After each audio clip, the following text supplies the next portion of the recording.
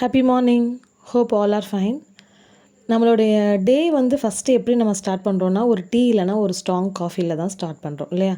இந்த டீயும் சரி, இந்த காஃபியும் சரி இல்லைன்னா நிறைய பேர் வந்து ரொம்ப ஏதோ ஒரு பறி கொடுத்த மாதிரியே ஒரு ஃபீலில் இருப்பாங்க. நம்மள பல பேர் வந்து டீ, காஃபிக்கு அடிக்ஷனாக இருக்கும். அது ஒரு பெரிய ரெஃப்ரெஷ்மெண்ட்டாக இருக்கும். நம்ம ஒரு ஸ்ட்ரெஸ் ரிலீஃபராக அதை பார்க்குறோம் இல்லையா? ஆனால் அந்த டீயும் சரி, அந்த காஃபியும் சரி, சுகரோட இப்போ மில்கோட பிளெண்ட் ஆகாமல் இருந்துச்சுன்னா, அதோட மிக்சர் இல்லாமல் இருந்துச்சுன்னா, ஒரு இப்போ டீயும் காஃபியுமா வெறும் பவுடராக இருந்துச்சுன்னா, அது வந்து ஒரு கசப்பு தன்மையை தான் கொடுக்கும். அதே மாதிரி தான் நம்மளோட லைஃப்பில் நம்மளை சுற்றி இருக்கிற பீப்புளை வந்து நம்ம நிறைய அப்சர்வ் பண்ணணும். ரொம்ப நம்ம அவங்கள வந்து லிசன் பண்ணணும்.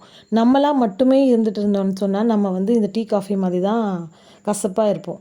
ஸோ நம்மளை சுற்றி இருக்கிறவங்கள வந்து நம்ம நிறைய அப்சர்வ் பண்ணணும், நிறைய பேர் கூட பழகணும், நிறைய மக்களை வந்து நம்ம சம்பாதிச்சிட்டோம்னு சொன்னால், எப்படி இந்த டீ, காஃபி ரொம்ப மில்கியாக, ஸ்வீட்டாக, க்ரீமியாக இருக்கோ, அதே மாதிரி நம்மளோட லைஃப்பும் சூப்பராக இருக்கும்.